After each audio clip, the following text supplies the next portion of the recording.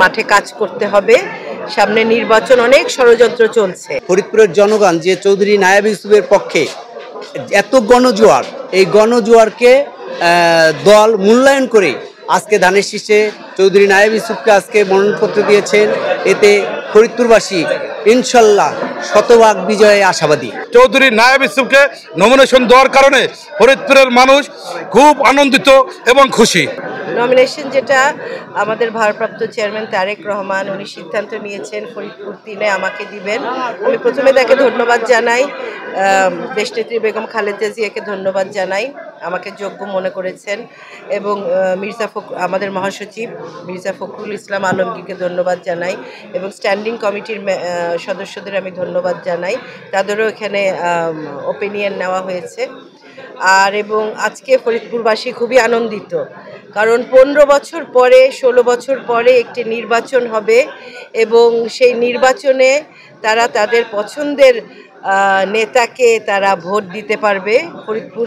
ফরিদপুরের মানুষ এবং ফরিদপুরের নেতাকর্মীরা খুবই আনন্দিত। আসলে তাদের আনন্দের কারণ আছে, এই সাফল্য আমি বলবো যে আমার নমিনেশনটা পেয়েছি, এটার পেছনে তাদের ভালোবাসা, তাদের সমর্থন, এটা হলো প্রথম।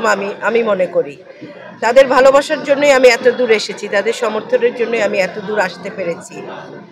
এবং আমার আব্বা, আপনারা জানেন, চৌধুরী কামাল ইবনে ইউসুফ এখানে 5 বার ধানের শীষের এমপি ছিলেন। তিনি শহীদ প্রেসিডেন্ট জিয়া রহমানের হাত ধরে এখানে বিএনপিকে শক্তিশালী করেছেন, এবং ওনার জন্যই আজকে ফরিদপুরবাসী বিএনপি করতে পারছেন। আর তার দোয়া আছে আমি মনে করি, সে যে সৎ পথে থেকে রাজনীতিটা করেছেন এবং তার যে ভালোবাসা সেটা আমিও পাচ্ছি মানুষের কাছ থেকে, এবং নেতাকর্মীরা আনন্দিত। আমি বলবো যে এখন একটু ধৈর্যশীল হতে হবে, আমাদের এখন মাঠে কাজ করতে হবে, সামনে নির্বাচন, অনেক ষড়যন্ত্র চলছে, কিন্তু আমরা আগেও সে ষড়যন্ত্রকে আমরা পার করেছি ষড়যন্ত্র, এবং নির্বাচন বানচাল করার জন্য একটা জাতীয় এবং আন্তর্জাতিক যে ষড়যন্ত্র, সেটাও আমাদের এক থেকে, যেটা আমাদের ভারপ্রাপ্ত চেয়ারম্যান তারেক রহমান বলেছেন যে সবার এক হয়ে যে শক্তিটা হবে, তাতে করে আমরা সকল ষড়যন্ত্র প্রতিহত করতে পারবো, ষড়যন্ত্র উড়িয়ে দিতে পারবো। কাজ করতে হবে অনেকেই চেয়েছেন নমিনেশন দলের থেকে, দল আমাকে যোগ্য মনে করেছেন, কিন্তু তারাও যোগ্যতা সম্পন্ন ব্যক্তি, তারা অনেক বছর ধরেই দল করেন। আমি তাদেরকে অনুরোধ করব আমরা একসাথে কাজ করি। এই একটা সময় যে আমরা ঐক্যবদ্ধ থাকলে, এটা পরবর্তীতেও সেই ঐক্যটা থাকলে দল শক্তিশালী হবে, এটা একটা সুযোগ আমাদের একসাথে কাজ করা এই নির্বাচনের আগে। তো আমি তাদের কাছে অনুরোধ করব আমরা একসাথে কাজ করি এবং দলকে শক্তিশালী করি। এখানে বিএনপির একজন এমপি হলে সকলেরই লাভ হবে আমি মনে করি। ফরিদপুরের জনগণ যে চৌধুরী নায়াব ইউসুফের পক্ষে এত গণজোয়ার, এই গণজোয়ারকে দল মূল্যায়ন করে আজকে ধানের শীষে চৌধুরী নায়াব ইউসুফকে আজকে মনোনয়নপত্র দিয়েছেন।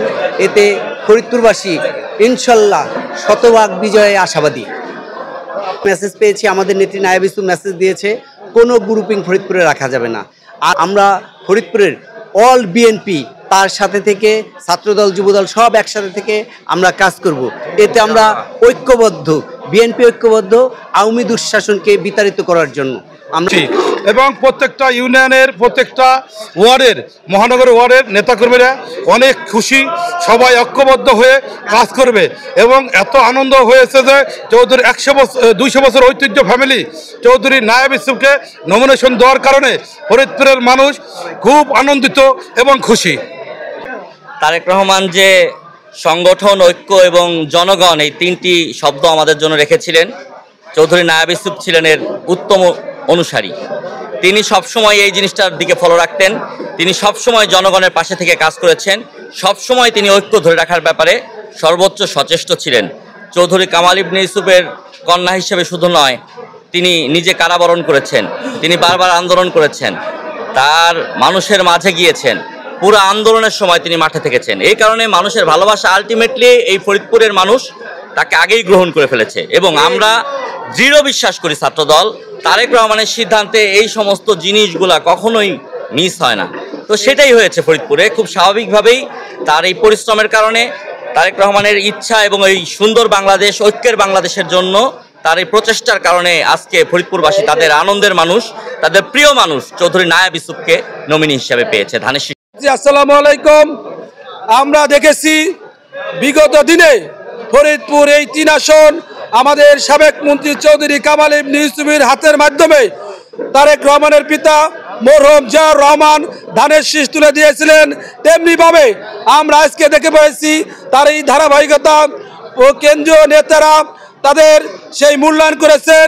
চৌধুরী নায়াব ইবনে ইউসুফের হাতে ফরিদপুর 3 আসনে ধানের শীষ তুলে দিয়েছেন।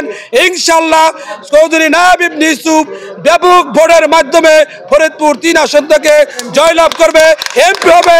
ইনশাল্লাহ ফরিদপুর 3 আসনে তিনি মন্ত্রিত্ব ছিনিয়ে আনবেন, এটা আমাদের বিশ্বাস।